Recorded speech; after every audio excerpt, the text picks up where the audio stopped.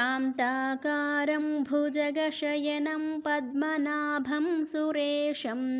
विश्वाधारं गगनसदृशं मेघवर्णं शुभाङ्गं लक्ष्मीकान्तं कमलनयनं योगिवृद्ध्यानगम्यं वन्दे विष्णुं भवभयहरं सर्वलोकैकनाथं यं ब्रह्मा वरुणेन्द्ररुद्रमरुतः स्तुन्वन्ति दिव्यैस्तवैः वेदैः साङ्गपदक्रमोपनिषदैः गायन्ति यं सामगाः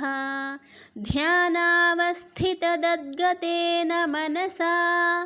पश्यन्ति यं योगिनः यस्यान्तन्न विदुःसुरासुरगणाः देवाय तस्मै नमः नारायणं नमस्कृत्य